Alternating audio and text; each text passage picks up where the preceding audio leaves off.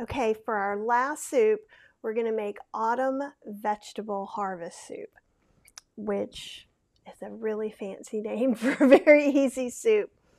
There is some prep involved, and I was not going to make you sit through this. I took a butternut squash, and actually you can kind of see it was a pretty big butternut squash. I cut the bulb part, which I think was here, off that had the seeds. And that's what I used to make my 3 cups. The recipe you're getting is for a 1.5 to 2 quart slow cooker. I am doubling it and putting it in a 4 quart slow cooker. Your math can go up to 6 quart slow cookers, 8 quart slow cookers, and beyond. I love to get the butternut squash with the long necks. I also like to get butternut squash at Trader Joe's because it's pay per the piece, not the pound. So if your butternut squash is this big or this big, it's the same price. So what I'll do is I'll slice and make little cauliflower steaks or burgers. I'll roast them. Sometimes we put them on a bun. I have some extra Brussels sprouts and things, and maybe making kind of like a fall harvest bake to go with my fall harvest soup. But there's no shame in using frozen. So you can use frozen chopped up. You can buy already done chopped up. What you want to do is up to you, and don't let anybody bother you with that. So the main ingredients, there is some prep time involved in getting all the things. So instead of diced carrots, if I had shredded carrots, I would have just used those. I bought shredded Brussels sprouts in a package from Trader Joe's, and I'm using those. You can also take whole Brussels sprouts, put them through your food processor on the slicer blade, and that works too. There are a few things I do like to have pre-cut on hand. Shredded Brussels sprouts is one of them, and shredded carrots is another. And I also like to have some broccoli slaw, and I will saute that or put it in soups or whatever. So those are really good, quick, in the fridge veggie mixes.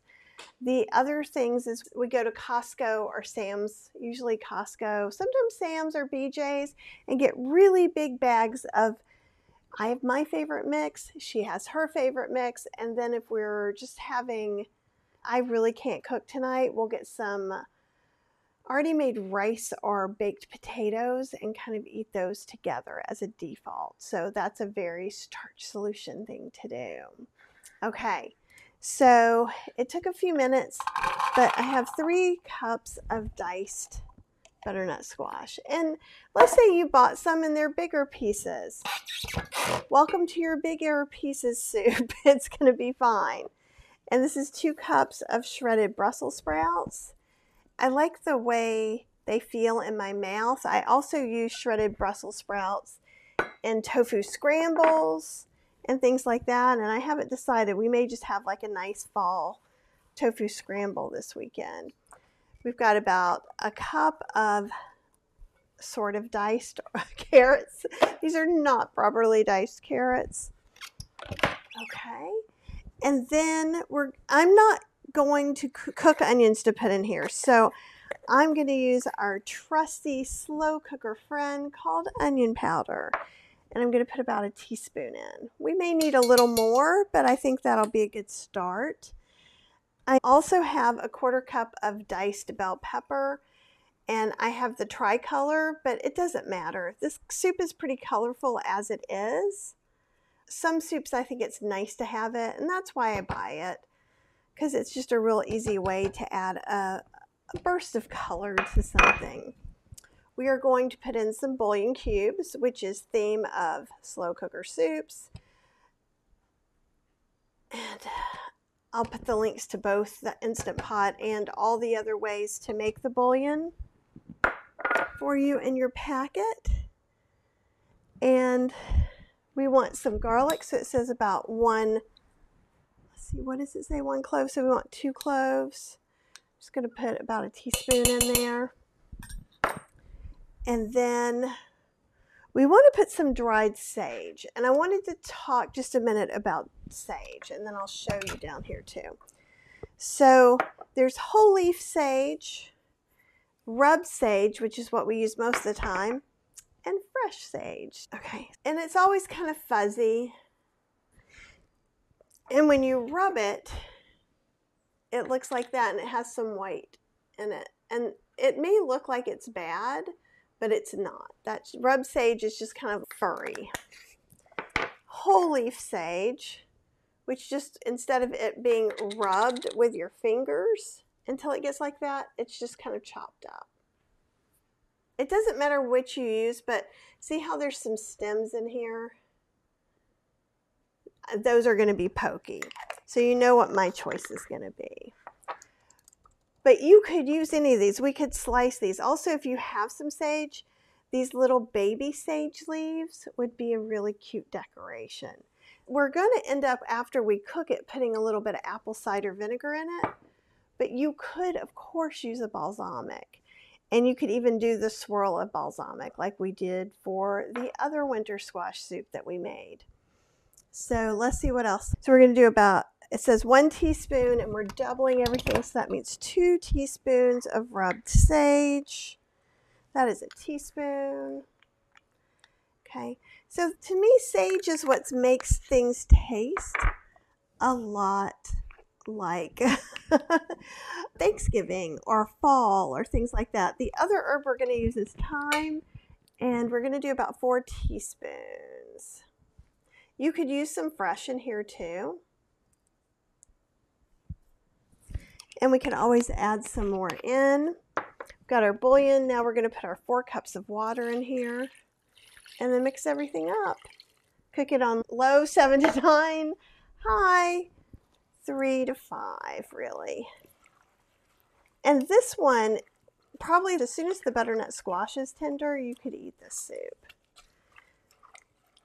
This is just kind of a nice variation on a plain old vegetable soup. And it's a little bit kind of cooler if you wanted to serve it for a Thanksgiving dish or a holiday dish for the rest of the year, because you should be able to get all of these vegetables pretty readily. And it just kind of gives it a little bit different than having the, mixed vegetable tomato broth soup. This is a little more interesting. Also, you could always use a little less broth, make this into a stew.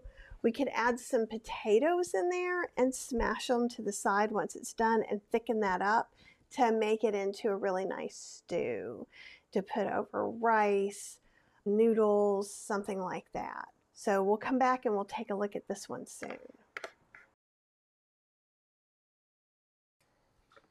Okay, we're going to look at the autumn harvest vegetable soup, and it's been way more than 4 hours. And this lid vapor seals. Oh, that smells really good. You can really smell the thyme. It smells really good. Here we go. And you can get a lot of thyme in here. You can kind of see it too. If you were looking at this soup and you were like, I want it to be soupier because it's got a little bit of stew quality. It's like a soup, really. You could go ahead and mash some of this butternut squash to make it thicker, or you could add a little more water to make it thinner. So let's take some tastes and see what we need to do. One thing, I guess, before we do that is we want to add about 2 teaspoons of apple cider vinegar. Instead of doing that, you could use balsamic in the serving. So maybe we'll just do 1 teaspoon and we'll taste everything. I did notice First Seed Foods on their no salt. They actually said to add some apple cider vinegar. So I think that's kind of interesting to me as far as how that works. So we're going to put that in. You could put some pepper in. Let's taste it and see what we think.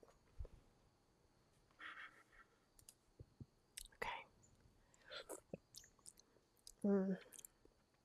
I haven't made this soup in a long time. It's really delicious. You still get some of the sweetness from the butternut squash and carrots, And there's a little bit of medium tone from the Brussels sprouts. And I think I am going to go ahead and put the whole 2 teaspoons of apple cider vinegar in there. And I'll be curious to see if I end up using less salt because of that.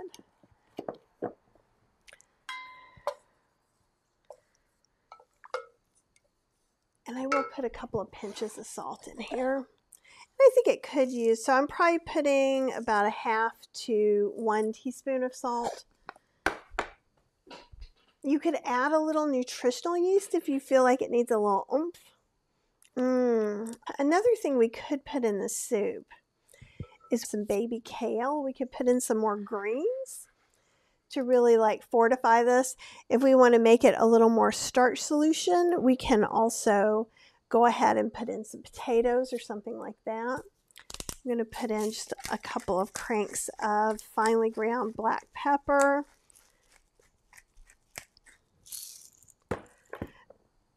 I think I might put just a little bit of onion powder in, probably like a 1/4 teaspoon. Saw those big things, I'm going to dissolve those in.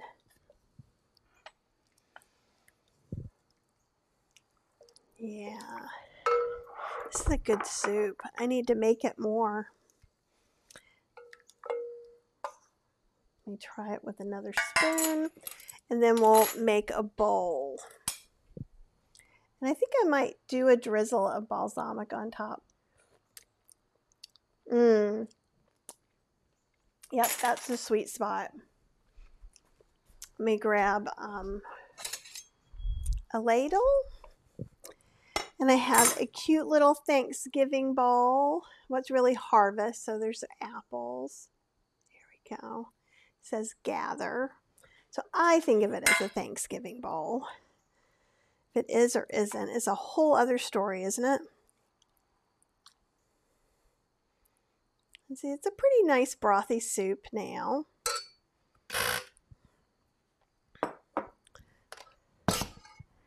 In the recipe I talk about, you could like chop up some pecans and put on top there. We talked earlier about me using this little bitty thing inside of here, the sage. You could also use some thyme.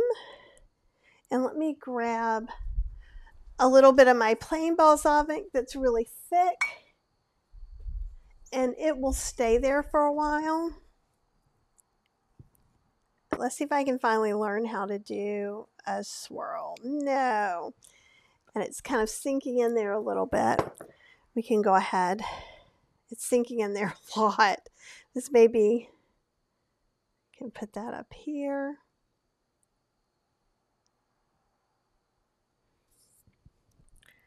I feel invested in this standing a certain way that it doesn't want to. And then I'm just going to sprinkle a little nutritional yeast on there, just to give it a little sprinkly sprinkle. And there you have it. It's pretty nice. Now, we did lose the balsamic swirl because it is more of a soup than a stew. But if we had crushed some of the butternut squash across the side, it probably would hold up a little bit more. But in reality, when someone's eating it for dinner, what does it taste like?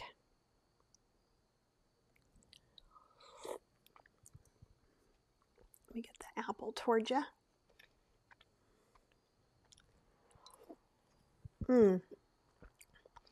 It definitely has a slight sweetness, not as much as the delicata pear. But that's actually from the winter squash itself.